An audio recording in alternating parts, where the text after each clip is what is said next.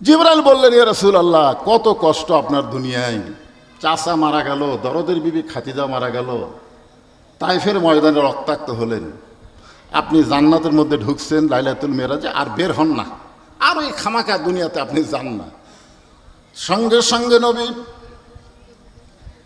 এত রাগ করলেন, চিৎকার দিয়ে বললেন, জিবরাইল, যেই কথা একবার বলেছো এই কথা তুমি আর দ্বিতীয়বার বলতে পারবা না। সোনালো বলেন। আপনারা বলেন তো, জিবরাইল কি নবীর পক্ষে বলতেছে না বিপক্ষে বলতেছে? কথা কয় না, পক্ষে না বিপক্ষে? পক্ষে বলতেছে। অথচ নবী রাগ করে বললেন, জিবরাইল, যেই কথা একবার বলেছো এ কথা আর দ্বিতীয়বার বলো না। আমি নবী আমার জন্যে না, আমি নবী হলাম আমার উম্মতের জন্যে। হযরত বেলাল বললেন, ইয়া রাসূলুল্লাহ, আমরা যখন দুনিয়া থেকে কবরে যাব তখন মুনকির নাকির আমাদেরকে 3টা প্রশ্ন করবে। আপনি যখন কবরে যাবেন তখন আপনাকে কয়টা প্রশ্ন করবে? আমি কি উত্তর দিছি? তো না দিতে 3টা কে গেল?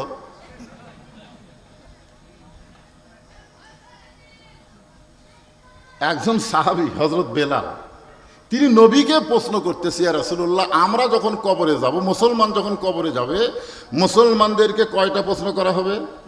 3টা প্রশ্ন করা হবে। কিন্তু আপনি যখন কবরে যাবেন তখন আপনাকে কয়টা করা হবে? আল্লাহ রাসূল বললেন, হযরত বেলাল, তোমার কি মনে হয়? তো বেলাল বলতে, যে হুজুর, আমার মনে হয় আপনাকে 2টা প্রশ্ন করবে। তো আল্লাহ রাসূল বললেন, কি কি 2টা করবে? বলে, মান রব্বুকা অমা দীনুকা, এই 2টা প্রশ্ন আপনাকে করবে, কিন্তু অমান নাবিউকা এই প্রশ্ন আপনাকে করবে না, কারণ আপনি নিজেই নবী, খালি নবী, সাইদুল আম্বিয়া সাইদুল মুরসালিন। তখন আল্লাহ রাসূল কানলেন, খুব কানলেন। তো সাহাবীরা বললেন, হুজুর, আপনি কেন কানতেছেন? নবী বললেন, দেখো, তোমাদের ভাগ্য কত ভালো, তোমাদের নবী আছে, আর আমার ভাগ্য কত খারাপ, আমার কোনো নবী নাই। তোমাদের ভাগ্য এত ভালো, তোমাদের উকিল আছে, ব্যারিস্টার আছে, আল্লাহ হাকিমের কাছে তোমাদের ওকালতি করে তোমাদের সুপারিশ করে জান্নাতে নিয়ে যাবে। আর আমার ভাগ্য এত খারাপ, আমার কোনো নবী নাই। সব সাহাবীরা কান্দার বলে, হুজুর, আপনি তো নবী, আপনার আবার নবীকে? রাসূল একটা মারাত্মক কথা বললেন সিরাতে রাসূলের দিনে, সিরাত সম্মেলনের দিনে। শোনেন, আল্লাহ রাসূল বললেন, যারা মৃত্যুবরণ করবে তারা কবরে গেলে তাদেরকে মুনকির নাকির 3টা প্রশ্ন করবে, আর যে মৃত্যুবরণ করবে না তাকে কোনো প্রশ্ন করা হবে না। এ কথার দ্বারা রাসূল বুঝালেন, আমাদের নবী মরা নবী না, আমাদের নবী হলেন হায়াতুন নবী। জোরে বলেন কথা ঠিক কিনা? খালি সিরাত শুনলে হবে না, নবী সম্পর্কে একটু জানা লাগবে। না জানলে মানবেন কেমনে? আল্লাহ রাসূল দুনিয়া থেকে বিদায় নেওয়ার পরে নবী দুনিয়া থেকে মরা কথা তার জীবনে কেউ বলেন না। নবী মরে গেছেন এ কথা যেন কোনোদিনও বলেন না। বলবেন ইন্তেকাল করছে, বিদায় নিয়েছে। নবীর শান বুঝতে হবে, মর্যাদা বুঝতে হবে। জোরে কোন ঠিক কিনা? আপনি নবী না বুঝলে আল্লাহ কি বুঝবেন? আল্লাহরে বুঝতে গেলে তো নবী আগে বোঝা লাগবে, নবীটা কে। তো আল্লাহ রাসূল দুনিয়া থেকে যখন বিদায় নিলেন তখন কতকগুলো মহিলা, উম্মাহাতুল মুমিনিন 6 লক্ষ হাদিসের হাফেজা মা আয়েশার সাথে দেখা করলেন। নবী যখন দুনিয়া থেকে বিদায় নিলেন তখন কতকগুলো মহিলা, এই মায়েরা যারা পর্দার অন্তরে আছেন মনোযোগ দিয়ে শোনেন, কতকগুলো মহিলা এসে মা আয়েশার কাছে সাক্ষাৎ করলেন। মহিলারা বলতেছেন, মা, আমরা নবী সম্পর্কে আপনার কাছে জানতে চাই। আপনারা বলেন তো, মেয়েরা কি নবীর কাছে আসতে পারতেন? মেয়েরা পর্দা বোঝেন আপনারা? পর্দা বোঝে?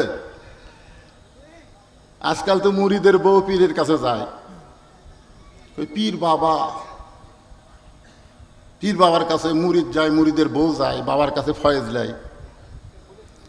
অথচ ইয়াসার রাদিয়াল্লাহু ইসলাম গ্রহণ করার পরে তিনি যখন বাড়িতে গেলেন, বাড়িতে যাওয়ার পরে তার বিবি সুমাইয়া বললেন, ওগো স্বামী, আপনার চেহারার মধ্যে নূর ঝলতেছে, আলো জ্বলতেছে, কারণ কি? ইয়াসার বললেন, আমি ঈমান গ্রহণ করছি।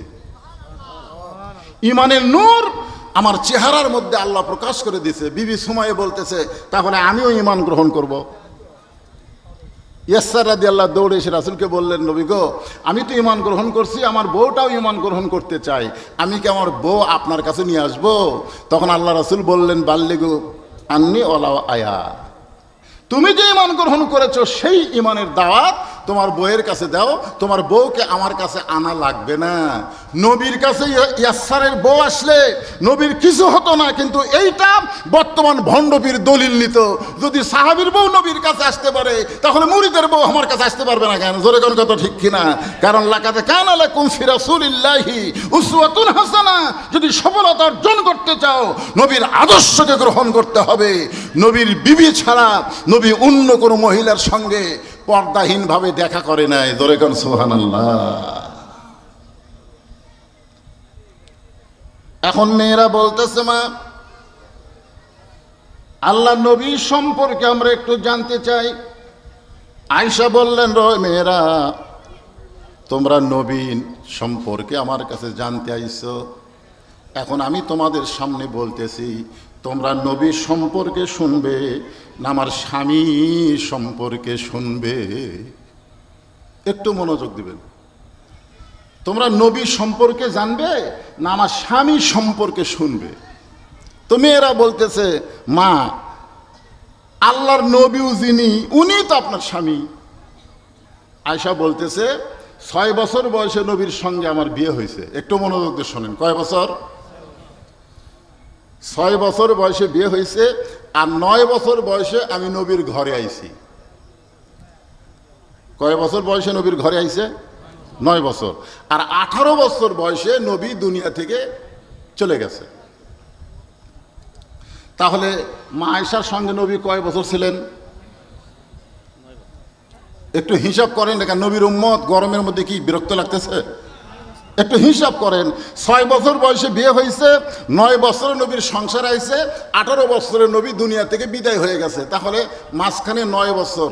মা আয়েশা বললেন, এই 9 বছরে আমি নবী কি দেখেছি মাত্র 3 বার,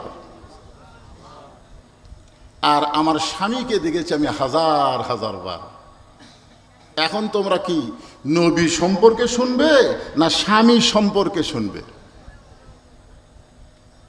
আপনাদের কি ধারণা আমাদের নবী কি অতি মানব এই না আমাদের মতোই? অনেকে বলে আমরাও যা নবী হতে, আমরাও যা নবী হতে। এক বক্তা ওয়াজ করতে বলতেছে আমরা মাটির তৈরি, নবীও মাটির তৈরি। তখন সাইড থেকে একজন বলতেছে, তাহলে আমরা যা নবীও তাই রে। 4 সূরজ গ্রহ তারা তারি নূরের ইশারা, নইলে যে অন্ধকারে ডুবিত এই ধরণী। সবাই বলেন নবী মোর পরশমণি, নবী মোর সোনার খনি, নবী নাম ভাবে যেজন সেই তো দোজাহানের ধনী। নবী যখন স্বামী ছিলেন, পৃথিবীর শ্রেষ্ঠ স্বামী ছিলেন। আমরা যতই স্বামী হই না কেন, আমার নবীর মতো ভালো স্বামী পৃথিবীর কেউ হতে পারে নাই। আল্লাহ নবী যখন নবী ছিলেন, পৃথিবীর শ্রেষ্ঠ নবী ছিলেন। নবী যখন বদরের জিহাদে যাচ্ছেন, পৃথিবীর শ্রেষ্ঠ সেনাপতি। আল্লাহ নবী যখন না খেয়েছিলেন, নবীর মতন না খেয়ে কেউ থাকে নাই। ক্ষুধার জ্বালায় নবী পেটে পাথর বাঁধছেন। আল্লাহ নবী যখন অত্যাচার সহ্য করেছেন, নবীর মতন অত্যাচার সহ্য কেউ করে নাই। আবার আল্লাহর নবী যখন নানা হয়েছেন, নবীর মতন শ্রেষ্ঠ নানা এই দুনিয়াতে কেউ হবার পারে নাই। আবার নবী যখন শ্বশুর হয়েছেন, ওসমান রাদিয়াল্লাহু বলেন, দুনিয়ার কে কেমন শ্বশুর পাইছো জানি না, কিন্তু আমি এমন একজন শ্বশুর পাইছি, তার মতন ভালো শ্বশুর এই দুনিয়াতে আর কারো নাই। জোরে কান সুবহানাল্লাহ। আপনি যেই দিকে যাবেন সেই দিকে আমাদের নবী শ্রেষ্ঠ। যার কারণে আল্লাহ বললেন, ওগো রাসূল, মা আতাকুমুর রাসূলু ফাখুযুহু ওয়া মা নাহাকুম আনহু ফান্তাহু। আপনি যেইটা করবেন সেইটাই করা আপনার উম্মতের জন্য ফরজ হয়ে যাবে। আর আপনি যেইটা নিষেধ করবেন সেইটা তাদের জন্য হারাম হয়ে যাবে। মনোযোগ দিয়ে শোনেন, নবী যা করেছেন সেটা আমাদের জন্য করা কি ফরজ? জোরে কোন করা কি? মাতা কুমর রাসূলু ফাখুযুহু, মানে তোমরা সেটা গ্রহণ করো। আমা নাহাকুম আনহু ফান্তাহু, নবী যেটা নিষেধ করেছে সেটা তোমরা বর্জন করো। নবী শুধু কলেমার দাওয়াত দেয় নাই, নবী এক সময় গভীর রাত্রে মক্কা ছেড়ে মদিনায় হিজরতও করেছে। জোরে কোন কথা ঠিক কি না ভাইজান? হিজরতও করেছে। আহারে, মদিনায় হিজরত করার পরে সর্বপ্রথম নবী, যারা উমরা করেছেন হজ করেছেন তারা জানেন, প্রথম একটা মসজিদ নবী নির্মাণ করলেন। প্রথম যে মসজিদকে বলা হয় মসজিদে কুবা। নাম কি? মসজিদে কুবা। আল্লাহ রাসূল বলেছেন, আমার নির্মিত প্রথম মসজিদে কেউ যদি 2 রাকাত নামাজ আদায় করে, আল্লাহ এত খুশি হয় তার আমল নামায় একটা ওমরা হজর সওয়াব দিয়ে দেয়। সুবহানাল্লাহ, জোরে কর না কেন? আরে আপনি করতে পারবেন তো? একটু জোরে মহব্বত দিয়ে সুবহানাল্লাহ কন। আপনাকেও আল্লাহ হয়তো হজ করার সুযোগ না দিলে ওমরা করার তৌফিক দিয়ে দিবে। সুবহানাল্লাহ বলেন। এই মসজিদে কুবা নবী নির্মাণ করলেন। নির্মাণ করার কারণ হলো নবুয়তের 10ম বৎসরে মেরাজ হয়েছে। সেই মেরাজে আল্লাহ তাআলা নবীকে 5 ওয়াক্ত নামাজ দিয়েছে। নবী নামাজ নিয়ে মক্কায় চলে আসলেন। 5 ওয়াক্ত নামাজ পাওয়ার পরে নবী 3 বছর মক্কায় থাকলেন। গোপনে গোপনে নবী সাহাবীদের নিয়ে নামাজ পড়েন। আর কোরআন শরীফের মধ্যে আল্লাহ বলেছেন, আকিমুস সালাত, নামাজ কায়েম করো। গভীর রাত্রে নবী বললেন, আল্লাহ, কোরআনে যত জায়গায় তুমি নামাজের কথা বলেছ, প্রত্যেক জায়গায় বলেছ নামাজ কায়েম করো, কিন্তু নামাজ কায়েম তো মক্কায় করা যায় না। নামাজ কায়েম করতে গেলে আজান দেওয়া লাগবে। আজান দেওয়ার পরে সবাই চলে আসবে, একজন ইমাম হবে, মুয়াজ্জিন আকামত দেবে, তারপরে নামাজ কায়েম হবে। কিন্তু আল্লাহর নবী, নামাজ কায়েমের কথা আপনি বারবার বলতেছেন আল্লাহ, কিন্তু আমি তো নামাজ কায়েম করতে পারি না। তাহলে এরকম চোরের মতন নামাজ পড়লে কি হবে? আল্লাহ বলতেছেন, আপনি যেভাবে নামাজ আদায় করতেছেন মক্কায়, এটার নাম হলো ইকরাউস সালাত, নামাজ পড়া। কিন্তু নামাজ পড়ার জন্যে তো আমি আপনাকে পাঠাইনি, নামাজকে কায়েম করার জন্যে পাঠাইছি। বর্তমানে আপনাদের জোগাড় বাড়াই আমরা মসজিদে এশার নামাজ পড়লাম, এইটা কিন্তু নামাজ কায়েম হলো না। কারণ আমরা যখন নামাজ পড়লাম তখন আমাদের মুসলমান দাবি করা কিছু মানুষ বাহিরে হট্টগোল সরগোল করলো। জোরে কোন কথা ঠিক কিনা? নামাজ পড়া অবস্থায় শোনা গেল ওরা রাস্তার মধ্যে সরগোল করতেছে। জিজ্ঞাসা করেন, এশার নামাজ পড়ে তোমার নাম কি? বলে, আমার নাম হলো আব্দুল্লাহ। আরেকজনকে জিজ্ঞাসা করলেন, তোমার নাম কি? বলে, আমার নাম হলো আব্দুর রহমান। তোমার নাম আব্দুল্লাহ, আব্দুর রহমান, অথচ এশার নামাজ মসজিদে হয়ে গেল, তোমার খবর কি? বলে, আমি মুসলমান আছি কিন্তু আমি নামাজ পড়ি না। যতদিন পর্যন্ত বাংলার জমিনে নামাজ পড়া হবে, নামাজ কায়েম হবে না, ততদিন মক্কার ইসলাম হবে। আর মক্কার ইসলাম যে আকিমুদ্দিন, দিন কায়েম করা যাবে না। দিন কায়েম করতে গেলে নবীর সিরাতে মদিনার ইসলামকে গ্রহণ করা লাগবে। কথা বলেন, কথা বলা লাগবে। দিন কায়েম করতে হবে, নামাজ কায়েম করতে হবে। আল্লাহ বললেন, ইয়া রাসূলুল্লাহ, আপনি আফসোস করেন না, একদিন আপনি ঠিকই নামাজ কায়েমের পরিবেশ পাবেন। আর সেই পরিবেশের প্রথম মসজিদের নাম হলো মসজিদে কুবা। জোরে কোন সুবহানাল্লাহ। আপনি বলেন, মসজিদ ছাড়া নামাজ কায়েম করা যাবে? এই যে আপনারা মসজিদ বানাইছেন এত সুন্দর করে, টাইস ফাইস দিয়ে কি সুন্দর করে মসজিদ বানালেন, এই মসজিদ বানাচ্ছেন কি নামাজ পড়ার জন্যে না কায়েম করার জন্যে?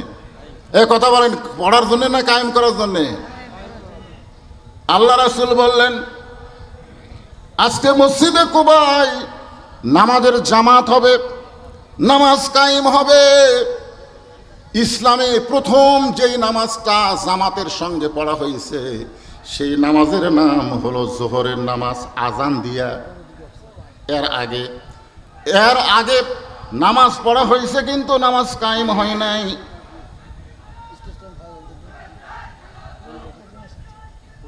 কি আসতেছে? আচ্ছা, প্রধান অতিথির আগমন, ফয়সাল পারভেজ সাহেবের আগমন, লিল্লাহি তাকবীর। এই তোমরা এখন তাকবীর বন্ধ করে দাও, প্রধান অতিথি স্টেজে নিয়ে আসো। গুরুত্বপূর্ণ আলোচনা হচ্ছে, খুব খেয়াল করবেন। আমাদের আগামীতে বাংলাদেশে নামাজ কায়েমের পরিবেশ তৈরি করা লাগবে। নামাজ পড়ার পরিবেশ দিয়ে কাম হবি না। বুড়া হচ্ছে চামড়া ঢিল, আল্লাহর সাথে দিছে মিল।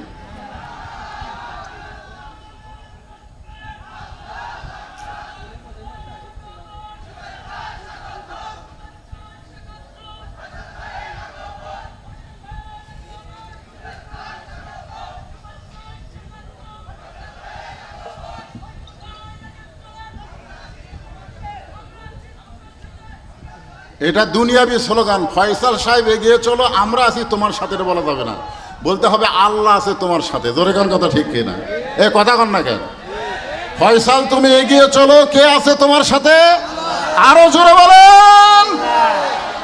এটা দুনিয়াবি স্লোগান।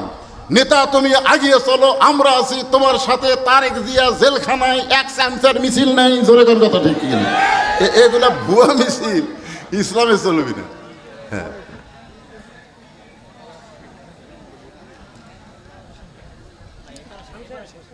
হ্যাঁ বসেন, প্রধান অতিথি বসতে। আমি যে কথাটা বলতেছি কি বলবো বলবো হ্যাঁ, মনোযোগ দেওয়া লাগবে। এখনকার কথাগুলো মনোযোগ না দিলে।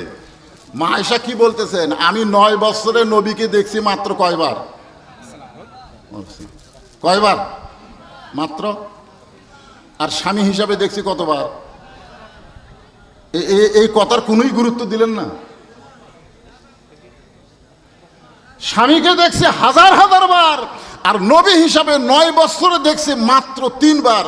এখানে আপনাদের বুঝাবার যাচ্ছি, যিনি নবী তিনি স্বামী, কিন্তু নবীর রূপ আলাদা, স্বামীর রূপ আলাদা, নানার রূপ আলাদা। আবার পিটন খাওয়ার সাইজ আলাদা, পিটন দেওয়ার সাইজ আলাদা। জোরে কোন কথা ঠিক কিনা? মানে একই নবীর মধ্যে বহু রূপ। সেই জিনিসটা বুঝাইতে গিয়া প্রথম যেই নামাজ কায়েম হয়েছে আজান দিয়া, সেই নামাজের নাম হলো জোহরের নামাজ। ধরে বলেন কোন নামাজ? সর্বপ্রথম যিনি জামাত কায়েমের জন্য আজান দিয়েছে, সেই মুয়াজ্জিনের নাম হলো হযরত বেলাল ইবনে রেবাহ। আল্লাহ রাসূল বলেছেন, ও বেলাল তুমি আমার কাছে আসো। বেলাল যখন নবীর কাছে আসলেন, নবী বেলালের কপালে একটা চুমা দিয়ে বললেন, বেলাল তুমি কি জানো হাসরের ময়দানে তোমার মাথা আমার মাথার উপরে থাকবে? বেলাল ছোট বাচ্চার মতন কান্না শুরু করলেন, ইয়া রাসূলুল্লাহ আপনি হলেন বিশ্ব নবী, আপনার মাথার উপর আমার মাথা কেমনে থাকবে? আল্লাহ রাসূল বললেন, বেলাল শুধু তুমি নও, কিয়ামত পর্যন্ত যারা মসজিদে মুয়াজ্জিনি করবে, এই মুয়াজ্জিনের মাথাটা ইমামের মাথার চাইতে আল্লাহ উপরে রাখবে। এখন আপনারা বলেন তো মুয়াজ্জিনের দাম কম না বেশি?